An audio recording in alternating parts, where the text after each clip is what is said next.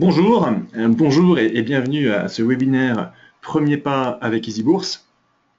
Moi je suis Jean-Baptiste Barbier, je suis le directeur du développement commercial d'EasyBourse. Je m'occupe du développement de la plateforme et de faire en sorte aussi que nos outils soient bien compris et bien utilisés.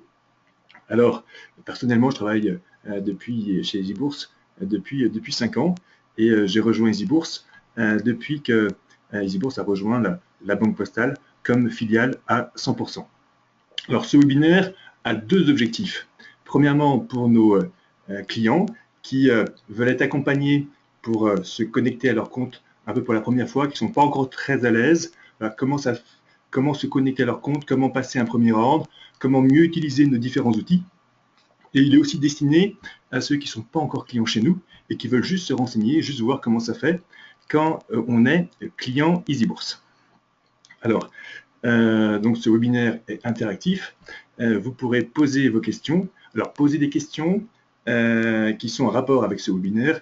Si vous avez des questions personnelles liées à l'utilisation de votre compte sur des problèmes fiscaux ou très précis, on a un service client au 01 456 19 000, également accessible par email, service.client@easybourse.com, qui répond aux questions les plus personnelles. Donc, comment va se dérouler ce webinaire? Eh bien, en principe, vous voyez mon écran, vous me voyez également en webcam dans un coin de votre écran. Vous pouvez poser vos questions par écrit et moi, j'y réponds à l'oral au fur et à mesure. Rassurez-vous, je ne vous vois pas et je ne vous entends pas. Voilà. Donc, 4 parties à ce webinaire. Alors, première partie, la première connexion à son compte. Alors, comment fait-on? Que voit-on? Une deuxième partie pour découvrir les différents outils et contenus proposés sur le site, notamment les outils d'aide à la décision. Troisième partie, pour passer un ordre, voilà, concrètement, là, le passage d'ordre, les différents types d'ordre, comment on fait, comment ça se matérialise. Et en dernier lieu, en quatrième partie, on verra notamment tous les outils complémentaires au passage d'ordre, poursuivre ses positions, voir dans l'historique ce qui s'est passé, suivre les frais, passer son ordre, pourquoi pas au SRD, et passer son ordre aussi, pourquoi pas aussi, avec les applications mobiles. Voilà, donc n'hésitez pas à poser vos questions et j'y répondrai le mieux possible au fur et à mesure. Donc, première partie, la première connexion à son compte. Que voit-on? Qu'est-ce qui se passe? Alors, je vais me connecter sur le site EasyBourse. Voilà le site EasyBourse tel qu'il se présente en première vision. Je vois qu'aujourd'hui, il y a une journée intéressante du point de vue de la Fed, à 14h30, je crois, il y aura l'annonce de la Fed. Alors, juste avant de commencer sur les différents webinaires, sachez qu'on a une page webinaire conférence qui est accessible ici, où il y a tout un programme des différents webinaires qu'on peut proposer. Donc aujourd'hui, on est le 3 décembre, c'est un webinaire, je dirais, plutôt d'accompagnement, plutôt un peu débutant en quelque sorte. Sachez que par exemple, la semaine prochaine, il y en a un sur le SRD, le service de règlement différé, donc un peu plus technique. Le CRD, c'est pour ceux qui veulent de l'effet de levier ou pouvoir faire des ventes à découvert dans le cadre d'un compte titre. La semaine suivante, il y en aura un autre sur des produits un peu plus techniques comme les trackers, les certificats, les turbos, les varants. Donc tracker, c'est bien pour avoir de l'effet de levier dans son PEA. Certificat, turbo, varant, c'est pour ceux qui ont un compte titre et qui recherchent également de l'effet de levier. Et puis, à la fin du mois, il y aura encore un autre webinaire sur Premier pas. Si vous voulez revoir un peu tout ce qu'on a pu voir aujourd'hui, ce sera l'occasion d'approfondir. Alors, la première connexion à son compte, comment fait-on, que voit-on? Alors, en haut à droite, j'ai un accès membre. Et voilà, il y a deux façons de s'inscrire. Soit vous êtes membre EasyBourse, c'est quelque chose que vous pouvez faire, que n'importe qui peut faire en quelques secondes, et ça donne lieu pas à un compte EasyBourse, mais ça permet d'être membre et de profiter de la newsletter, de pouvoir avoir un portefeuille fictif pour s'entraîner. Là, on va parler de connexion client. Donc, pour être client, il faut avoir rempli un dossier et nous, on vous envoie par 2 courriers différents un identifiant et un mot de passe. Donc, c'est ici qu'on les saisit. Donc, voilà, donc je vais saisir mes identifiants et mon mot de passe.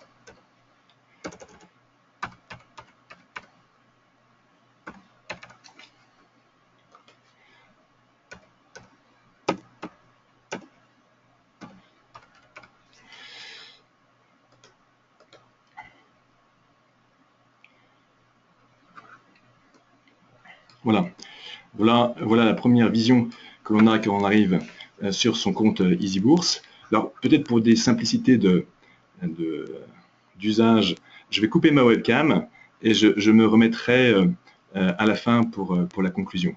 Donc, ne soyez pas surpris si tout d'un coup, vous ne me voyez plus. Alors, la première connexion à son compte. Alors, ce qu'on peut voir déjà tout en haut, c'est quelle formule on a chez EasyBourse. Voilà, synthèse de votre compte Easy Expert, c'est des questions qui nous sont souvent posées. Il y a 4 formules chez EasyBourse. Là, effectivement, j'ai la formule Easy Expert qui est adaptée pour ceux qui passent des ordres au-delà de 3 000 €. J'ai un petit menu déroulant qui me permet de passer simplement aux différents comptes que j'ai. Je peux avoir chez EasyBourse un PEA, un PEA PME, un compte titre, et avec les mêmes identifiants. Donc, avec ce menu déroulant, je passe d'une vision à l'autre. Sur mon compte, donc, un PEA, un compte titre ou un PEA PME est composé à la fois de titres et d'un compte espèce. Voilà. Et quand vous faites une ouverture chez nous, une ouverture brute, eh bien, il n'y a que le compte espèce qui est approvisionné. Et quand vous faites un transfert, eh bien, il y a les titres qui arrivent, et puis parfois aussi un seul d'espèce.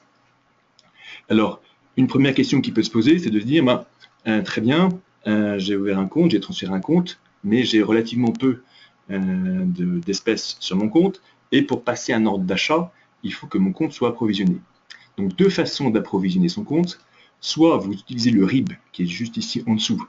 Vous prenez ce RIB et vous allez vous déclencher un virement traditionnel depuis votre banque habituelle vers ce RIB, qui est votre RIB EasyBourse. Et donc, les fonds sont disponibles au bout de 2 à 3 jours. Il y a une façon plus simple et beaucoup plus rapide pour nos clients qui sont aussi clients la Banque Postale, c'est de pouvoir faire ce qu'on appelle un apport immédiat. Alors, apport immédiat, je peux aller chercher cette fonctionnalité dans mes opérations apport immédiat. Là, à quoi ça correspond? Eh bien, ça me permet de lier, de profiter du lien entre mon compte EasyBourse et mon compte courant à la Banque Postale et de pouvoir aller chercher depuis mon interface EasyBourse jusqu'à 15 000 € par jour sur mon CCP. Et après, de pouvoir faire mon ordre dans les quelques secondes qui suivent.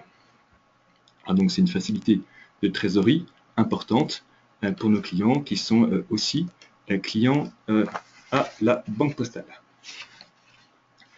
Deuxième écran, la valorisation.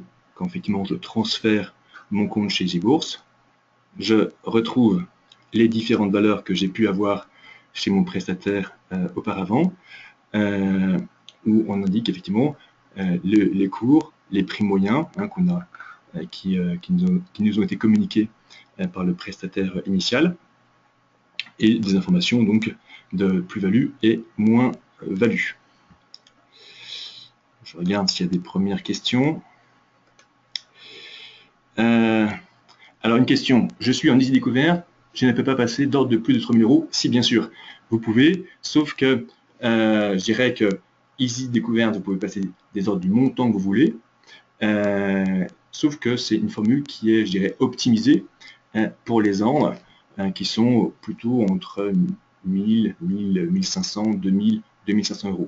Si vous passez régulièrement, et même le plus souvent du temps, des ordres au-delà de 2500, 3000 €, ça peut être intéressant de se poser la question de la formule Easy Expert. Donc, on parlera des frais un peu plus tard. Mais si jamais vous voulez changer de formule, ça m'amène à un point intéressant. J'ai dans mes outils, j'ai un onglet qui s'appelle Formulaire. Formulaire, vous permet de retrouver tout ce qui va vous permettre de faire évoluer votre compte. Par exemple, si vous voulez changer de formule, donc il y a ici un formulaire de changement de formule, et donc vous le remplissez, vous nous l'adressez, et vous vous dites, moi j'avais Easy Découverte, maintenant je veux Easy Premium ou Easy Expert, et vous pouvez changer gratuitement une fois par an de formule. Autre formulaire souvent utilisé, c'est le formulaire de demande de levier sur le SRD. Par défaut, on attribue un levier de 3 sur le SRD. Donc ça, c'est pour ceux qui ont un compte titre. En remplissant ce formulaire, en nous l'adressant, vous pouvez bénéficier d'un effet de levier de 5. Voilà, donc dans mes outils formulaires, voilà, c'est ce que je viens de vous montrer. Autres éléments qui seront aussi pour vous importants, dans mon profil, lorsque vous ferez votre première connexion à votre compte Easy Bourse, il y aura un questionnaire sur de connaissance des marchés financiers et des produits financiers qui sera à remplir. Donc ce sera une étape incontournable, c'est une étape réglementaire, et vous pourrez ensuite pouvoir actualiser et consulter bien sûr ce questionnaire. Autre onglet également très utilisé, souscription en ligne. Donc soit pour souscrire, si vous avez déjà un compte Easy Bourse et que vous voulez un deuxième compte, eh bien sachez que vous pouvez souscrire totalement en ligne sans avoir à repasser par la case, je dirais, de l'envoi par la poste des différents courriers. Et donc souscrire un deuxième compte chez Easy Bourse, un PME ou un compte titre par exemple, ça prend quelques dizaines de secondes.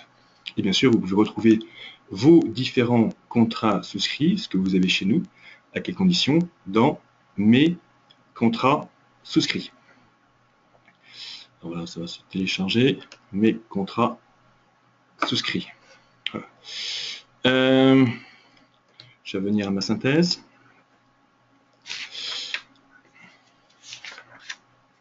Voilà.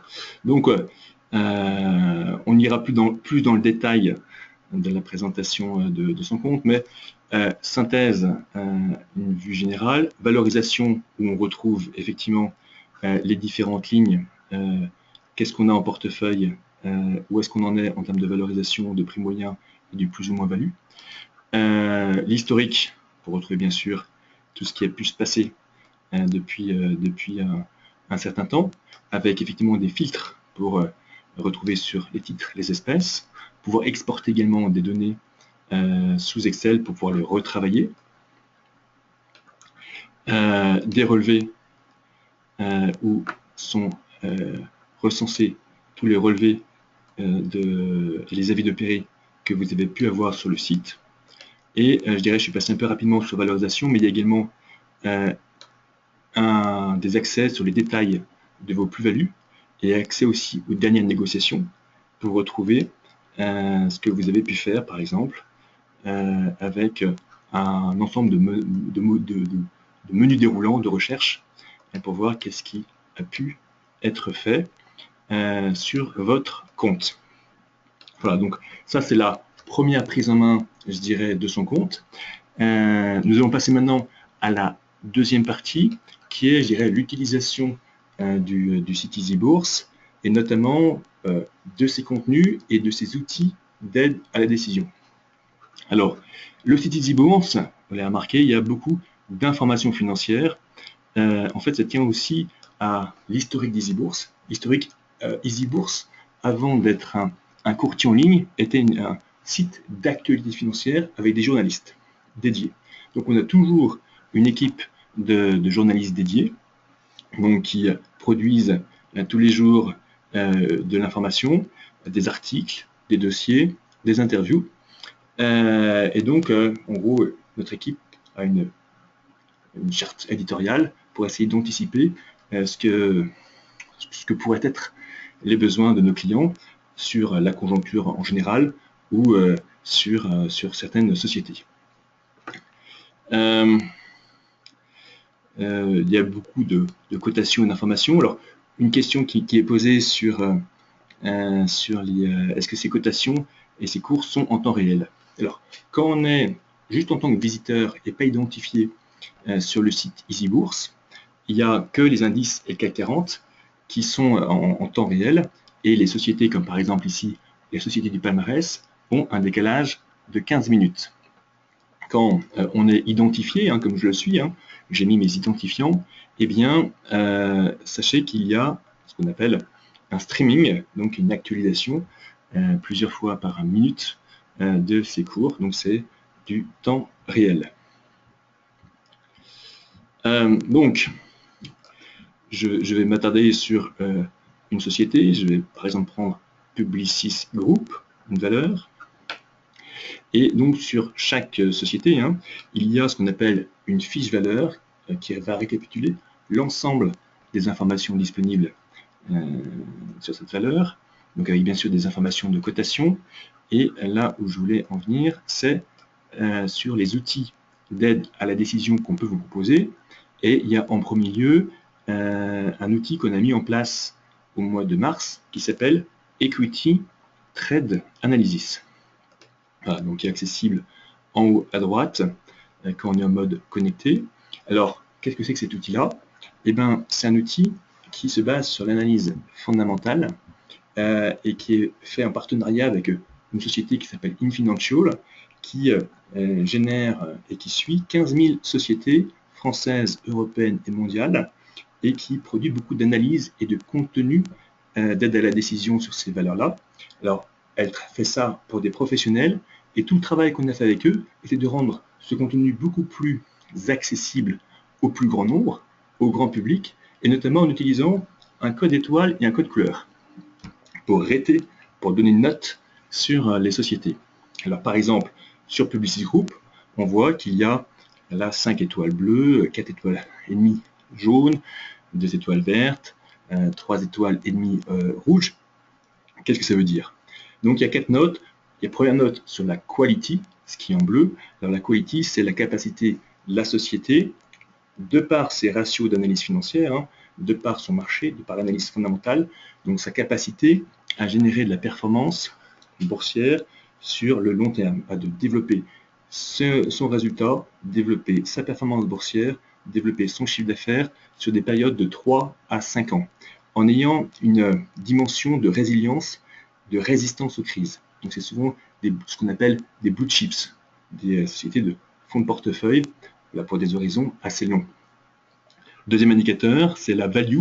Alors la value s'indique plutôt des sociétés qui sont sous-cotées, sous-valorisées, et donc il y a un potentiel de rattrapage sur les prochains mois. Donc c'est plutôt sur des périodes de 3 mois, 6 mois, 1 an, voire 1 an et demi.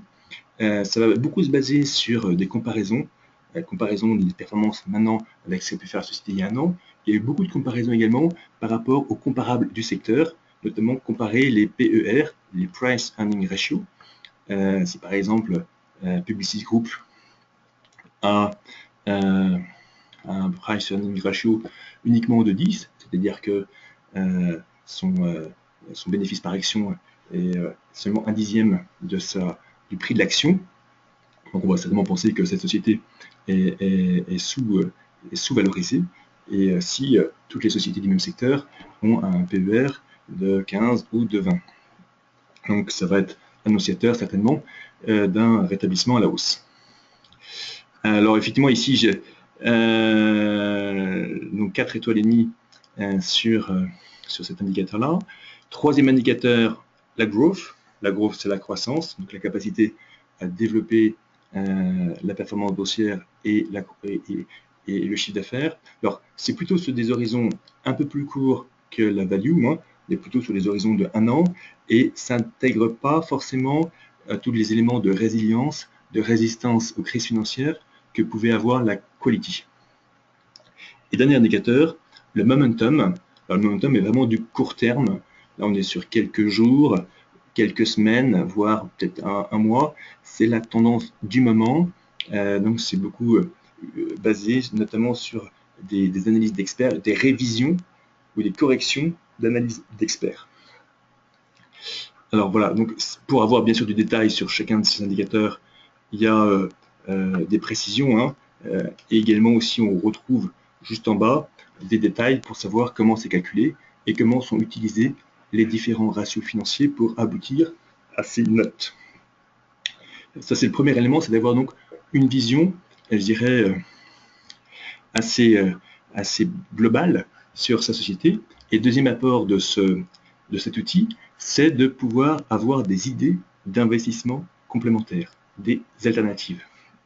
Alors par exemple, je vois que Publicis Group est pas mal, eh bien, sur beaucoup de critères d'ailleurs, mais sur le momentum, il n'est peut-être pas aussi bien placé, et peut-être que si je valorise ce critère-là, eh bien, il y a peut-être des sociétés qui sont mieux placées, par exemple Infineon Technologies. Et si j'avais une approche monde, je peux aussi bien sûr, par exemple, avoir une approche Europe, là pour avoir des sociétés peut-être un peu plus connues, et donc de voir que comment je peux optimiser ce que je peux faire.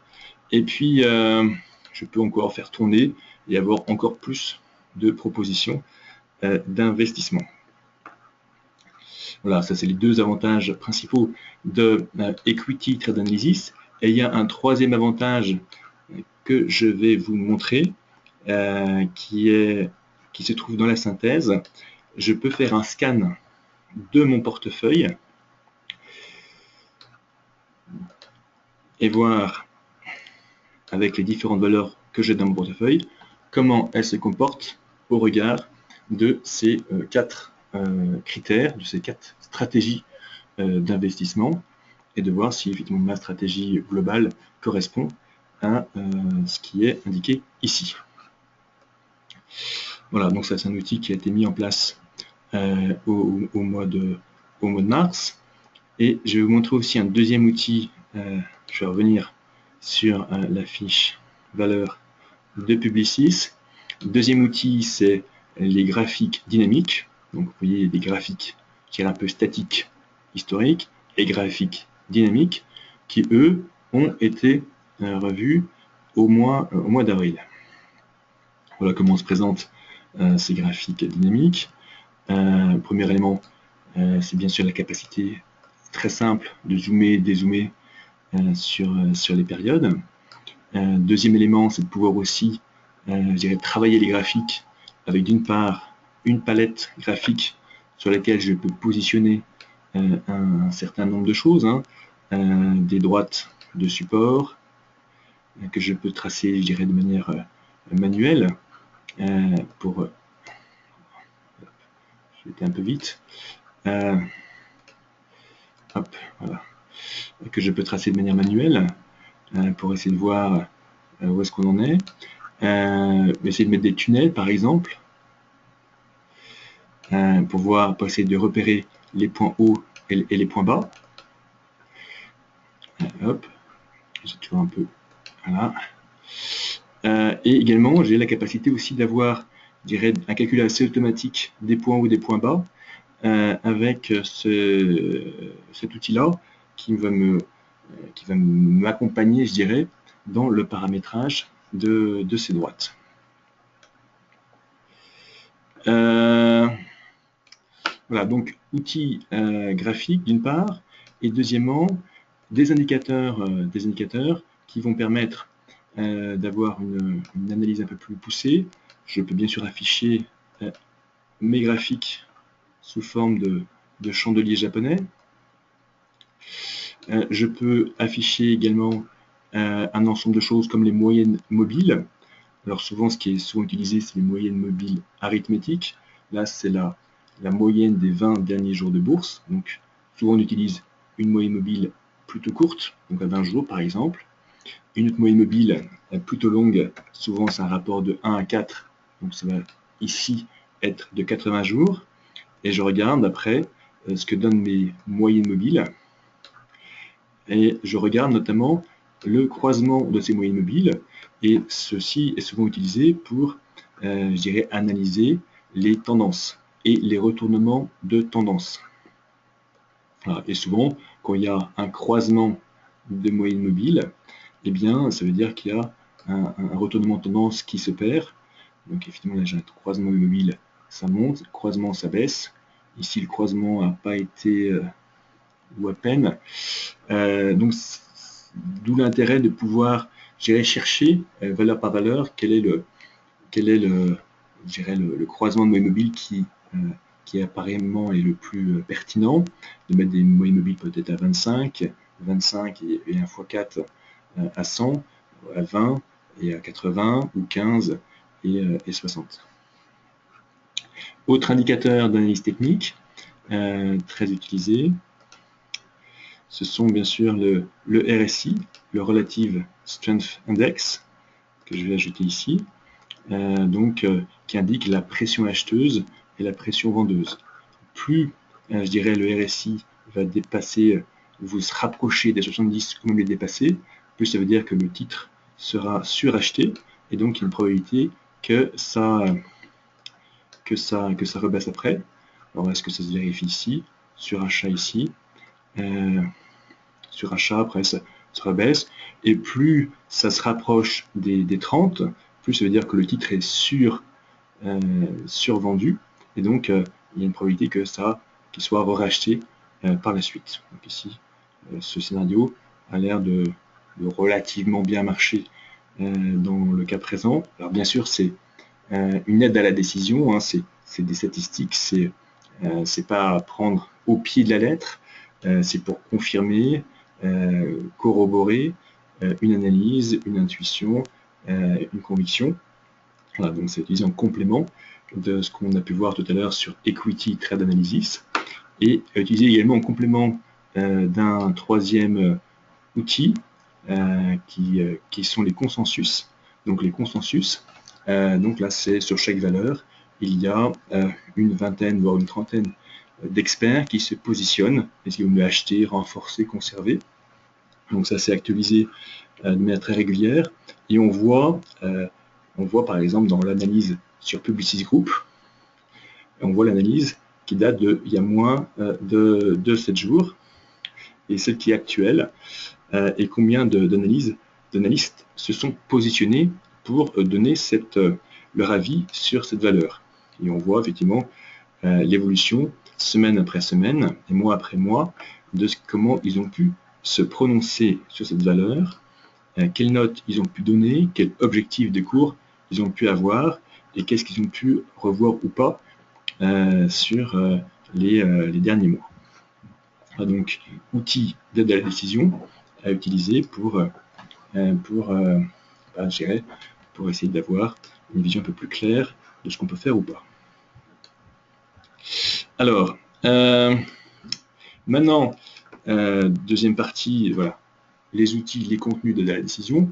On va passer à la troisième partie qui concerne le passage d'ordre de manière plus précise. Peut-être juste répondre à la question qui vient de se poser, à quoi sert ce petit point d'interrogation? Ce petit point d'interrogation, on va cliquer dessus, c'est la possibilité de paramétrer des alertes. Par exemple, sur Publicis, un Publicis qui est à 62 €, je peux par exemple dire, eh ben, je veux être alerté par email ou par SMS dès que, par exemple, les 60 € vont être touchés à la baisse, et pourquoi pas les 65 € à la hausse. Je peux afficher ceci également en valeur absolue ou même en pourcentage. Je peux également indiquer si je veux le recevoir par SMS ou par email, indiquer une date de fin, voilà, jusqu'à quand je veux être averti. J'enregistre mon alerte, l'alerte a bien été programmée, et après bien sûr je peux suivre et gérer mes alertes. Donc là j'ai beaucoup d'alertes, et si jamais je me dis cette alerte elle me pollue un petit peu, je peux très simplement la supprimer. Donc allons maintenant sur la deuxième partie, qui est la partie sur le passage d'ordre en tant que tel. Donc nous passons donc de la fiche valeur maintenant à une fiche de passage d'ordre. Voilà, donc voilà la fiche de passage d'ordre. Alors 3 éléments importants dans cette fiche. Premièrement, le carnet d'ordre. Deuxièmement, le formulaire de passage d'ordre. Et troisièmement aussi, une vue de votre portefeuille. Est-ce que vous avez déjà cette valeur en portefeuille? Est-ce que vous avez déjà un prix moyen d'achat de cette valeur? Et quel est le montant disponible que vous avez pour pouvoir l'acheter. Et je dirais peut-être un quatrième élément important, c'est au-dessus de voir si cette société est éligible à la TTF. Oui, elle est éligible à la TTF, donc la taxe sur les transactions financières de 0,2%, qui est due lorsqu'il y a une livraison du sous-jacent et sur les sociétés qui ont une certaine taille en milliards d'euros ou plus de 5000 salariés. Est-ce qu'elle est éligible au PEA-PME? Donc là, non. Pour avoir une vue globale sur cette éligibilité, vous avez dans Profil Société, un récapitulatif d'à quoi est éligible cette société. Donc éligible au PEA, oui. PEA-PME, non. SRD, oui. TTF, oui. Voilà, donc je reviens sur ma fiche valeur.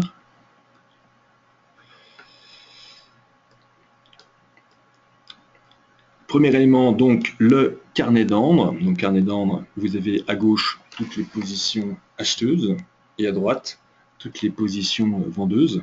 Donc là, comment ça se lit? Donc là, vous avez deux personnes qui sont prêtes à acheter 107 titres Publicis pour un montant de 62 410. Donc ça change tout le temps.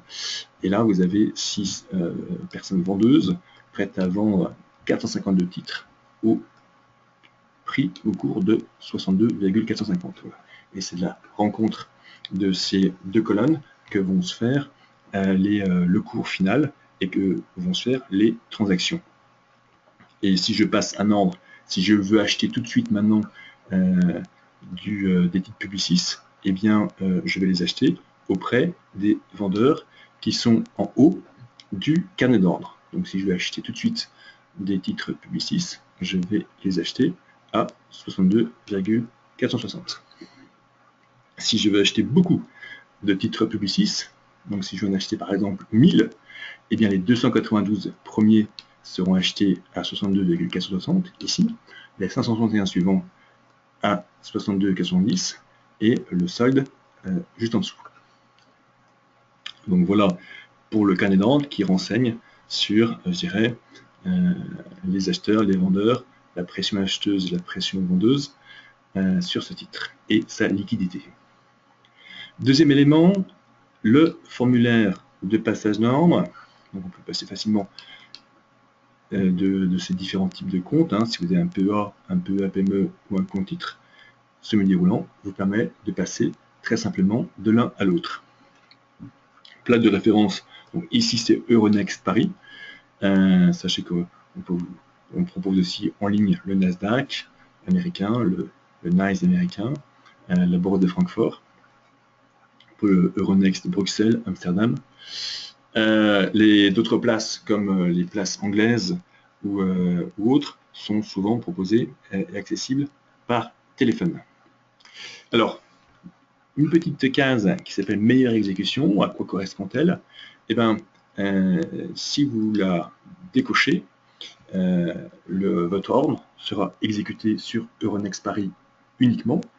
Si vous la laissez cocher, eh bien, vous nous autorisez, vous nous donnez la permission de pouvoir interroger d'autres places complémentaires qui pourraient proposer un meilleur prix pour votre transaction. C'est-à-dire qu'on peut interroger d'autres intermédiaires, d'autres places qui, par exemple, si vous voulez acheter du Publicis, pourraient proposer les titres Publicis moins chers que 62,470.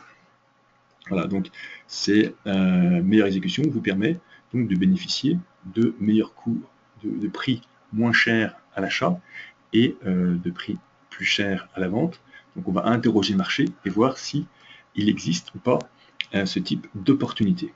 Pour vous, il n'y a aucune, vous ne pouvez que être gagnant sur le cours de transaction et en termes de frais, il n'y a aucune incidence. Ça ne coûte pas plus cher en frais de courtage d'avoir coché ou décoché meilleure exécution.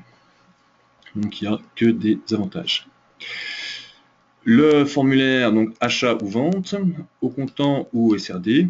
Donc le SRD, service de règlement différé, donc là dans le cadre d'un compte titre. Il y aura un webinaire la semaine prochaine qui détaillera comment ceci fonctionne, comment on peut l'utiliser, comment on peut suivre ses positions avec ce service-là. Donc grosso modo, il y a deux avantages. Premièrement, bénéficier d'un effet de levier qui peut être de 3 et qui peut aller jusqu'à 5. C'est-à-dire qu'avec 1000 euros sur votre compte espèce, vous pouvez acheter jusqu'à 5000 euros de titres et avoir des plus-values, ou des moins-values d'ailleurs, sur 5000 euros, d'où l'effet de levier de x5. Deuxième avantage, c'est pouvoir aussi faire de la vente à découvert, c'est-à-dire qu'avec le SRD, vous pouvez vendre aujourd'hui par exemple Publicis alors à 62,490 €, alors même que vous n'en avez pas dans votre portefeuille, et ceci en anticipant une hausse et en anticipant une baisse du titre, excusez-moi, une baisse du titre. Dans 5 jours, le titre Publicis a effectivement baissé, vaut 60 €, et là, toujours au SRD, vous achetez vos titres 60 €. Donc vous avez vendu aujourd'hui à 62,5, vous avez acheté dans 5 jours à 62 €, et on regarde en fin de mois ce qui s'est passé globalement, sans regarder si vous avez fait ceci avant ou cela après, et on voit que vous avez fait un bénéfice une plus-value de 2,5 € par titre, et c'est ça qui est, je dirais, crédité sur votre compte espèce. Voilà pour cette petite cette digression sur le SRD. Donc, quantité, on va faire très simple, on va simuler un achat pour un titre. Validité, donc la validité, c'est lié au type d'ordre qu'on veut passer. Si je veux passer un ordre au marché, mon ordre va être exécuté en priorité et tout de suite. Donc ça va aller interroger directement les lignes du carnet d'ordre. Donc il n'y a pas de validité à indiquer quand je passe mon ordre au marché. Deuxième type d'ordre très utilisé, c'est à cours limité. À cours limité, là je me dis par exemple, j'ai pas de Publicis, il m'est proposé aujourd'hui à 62,3 €. Je trouve que c'est un peu cher, compte tenu que il y a quelques jours il était tout juste à 61,5, et je peux dire par exemple je veux bien acheter du Publicis, mais pas plus cher que 61,5 €, et je veux bien faire ceci avec une date de fin, par exemple le 30 décembre. Voilà, et donc quand je passe cet ordre-là, hop, eh bien j'ai toujours un récapitulatif, un mot, passer un ordre, combien je l'achète, quelle date, le type d'ordre, le montant estimé en imputant les frais de courtage, je confirme, et mon ordre, ça y est passé. Voilà. Donc sur les ordres à cours limité, ça me permet donc de pouvoir me positionner à l'achat sur des prix, sur des cours plus bas qu'ils ne sont maintenant, et après pouvoir vaquer à mes occupations, et si dans les prochains jours, les prochaines semaines ou les prochains mois, en fonction de la date de révocation que j'indique, eh bien cet événement se produit, l'ordre est automatiquement exécuté. Et donc la symétrie existe également sur les ordres de vente à cours limité. Donc supposons que j'ai acheté du Publicis à 62 €, et je me dis bon, maintenant ça m'intéresse de le vendre à 65 €. Je ne sais pas si ce sera dans quelques semaines, quelques mois, donc je positionne mon ordre de vente en mettant un cours limité à 65 €, et puis après, si l'événement se produit d'ici quelques mois, comme ça je profiterai de cette occasion. Je vais revenir sur ma fiche de passage d'ordre pour vous parler d'un troisième type d'ordre qui me semble intéressant. C'est l'ordre à seuil de déclenchement. Alors l'ordre à seuil de déclenchement, on paramètre également donc une quantité, combien on va en acheter, et puis on met aussi une limite. Alors, comment il se différencie de l'ordre à cours limité? Alors, il faut que le seuil soit atteint. Alors, je m'explique. Je vais l'utiliser ceci dans deux configurations principalement. D'une part, pour sécuriser mes plus-values. Par exemple, j'ai acheté ou non, sur l'achat, je pense que le cours est de 62,2 maintenant. Je pense que par exemple il y a une résistance assez forte à 63 euros. Voilà, 63 euros. Et je me dis, je suis intéressé pour acheter le titre Publicis, non pas maintenant où il fait 62, et quelques euros, mais quand il passera le cap des 63 euros, parce que je pense que s'il passe ce cap-là, le cours va s'accélérer à la hausse. Donc j'indique dans ce cas-là un ordre limite à 63 euros, et c'est quand ces 63 euros seront atteints, donc l'achat, que mon ordre sera déclenché. Si j'avais passé cet ordre à cours limité en indiquant 63 euros, j'aurais été déclenché tout de suite. Là, mon objectif, c'est d'acheter plutôt cher parce que je pense qu'il y aura une accélération à la hausse si cet événement se produit. Réciproquement, et deuxième cas d'utilisation de ce type d'ordre, c'est sur la sécurisation des plus-values. Donc là, c'est à la vente. Si par exemple, donc j'ai acheté il y a quelques mois le titre Publicis à 60 euros, maintenant il est à 62,2, donc j'ai une plus-value. Et je pense qu'il peut encore monter. Mais, donc j'ai pas envie de vendre tout de suite maintenant, mais je me dis quand même, j'aimerais préserver au moins mes 2 euros de plus-value entre 60 et 62 euros.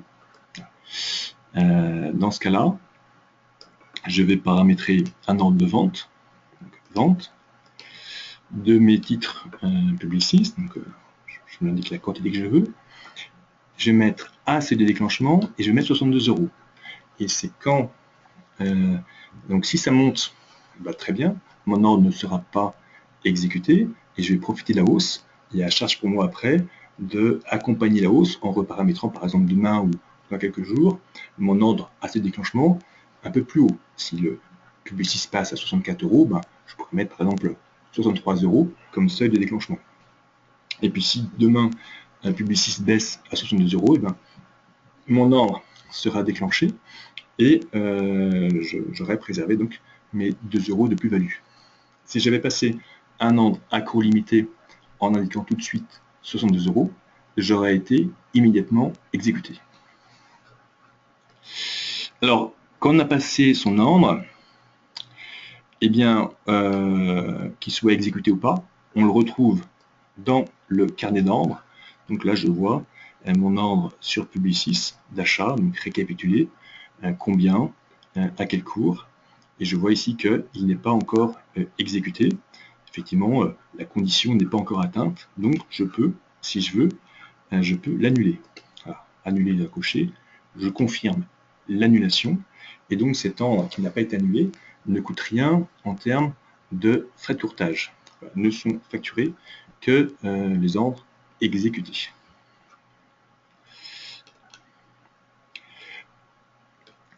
Bien. Donc, une question sur les frais de courtage qui se pose. Alors, sur les frais de courtage, comment ça se passe?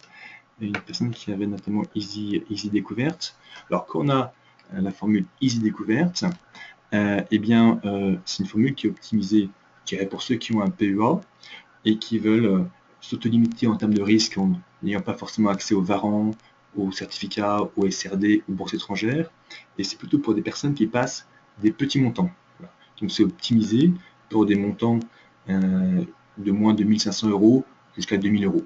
Donc c'est 2 euros par ordre jusqu'à 800 euros, 3,80 € entre 800 et 1500 euros, et après il y a un différentiel de 0,45% qui s'applique au-delà de 1500 euros.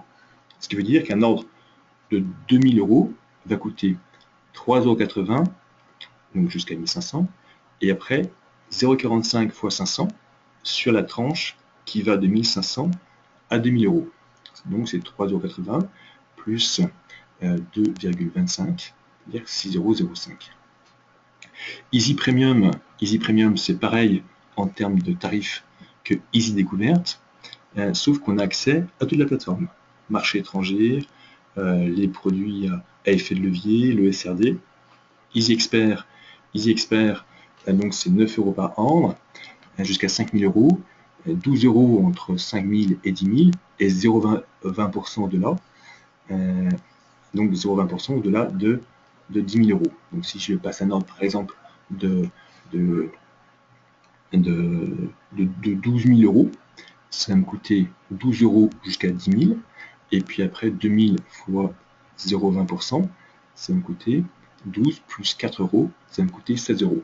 C'est-à-dire Easy Intense, c'est pour les clients les plus actifs qui passent plus de 15 ordres par mois.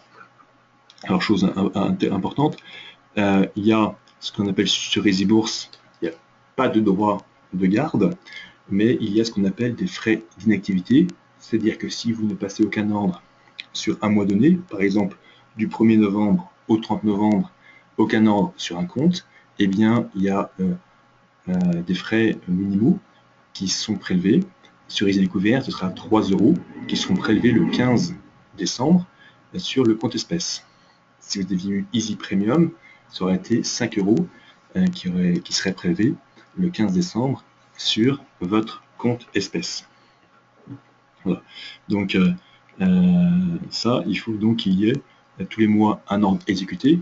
Après, il y a quelques souplesses, notamment si vous avez à la fois un PEA, un compte titre. Si vous passez 2 ordres sur le PEA et aucun sur le compte titre, nous globalisons et faisons en sorte que vous ne payez pas de frais d'inactivité au titre du mois considéré. Sur les frais de courtage, voilà un petit récapitulatif du calcul que je vous ai mentionné. Donc utiliser à chaque fois la partie jusqu'à 1500 €, puis après le variable qui s'additionne à la première tranche. Voilà, rien de très compliqué. Sur les frais de courtage, sachez donc qu'on propose les bourses étrangères. Donc les bourses étrangères ont un calcul un peu différent de ce qui peut se passer sur Euronext. Voilà, donc il y a 15 € par an jusqu'à 10 000 €, un petit variable au-delà. Et autant certains marchés sont accessibles sur Internet, d'autres, par exemple Londres, Zurich, Milan, Madrid, Lisbonne, peuvent être traités, mais dans ce cas-là, par téléphone.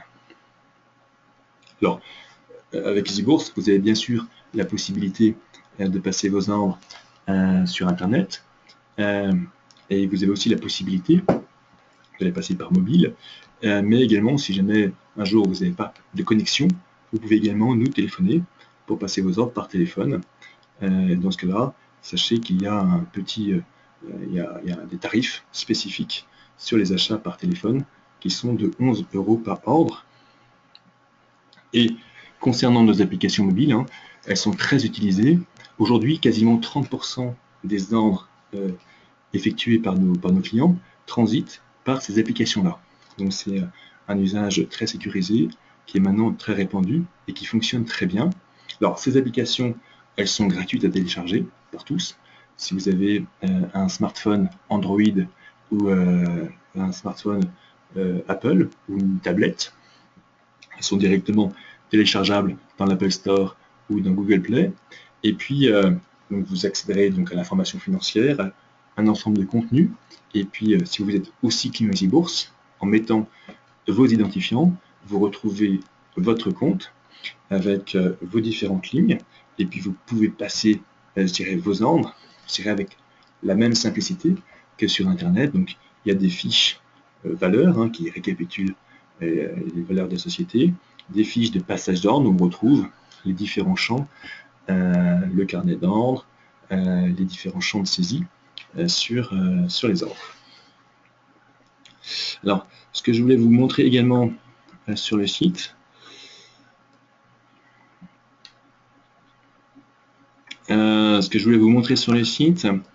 D'une part, c'est sur les EPCVM.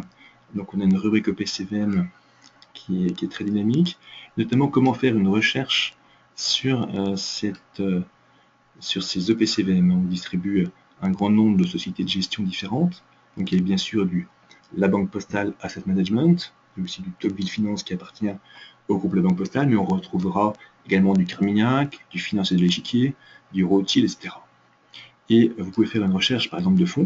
Tous les fonds à 0% de droit d'entrée et droit de sortie, car il faut savoir que sur les fonds, il n'y a pas de frais de courtage qui s'appliquent. Il y a uniquement des droits d'entrée et des droits de sortie, et une grande partie des fonds que nous proposons sont à 0% de droit d'entrée et droit de sortie.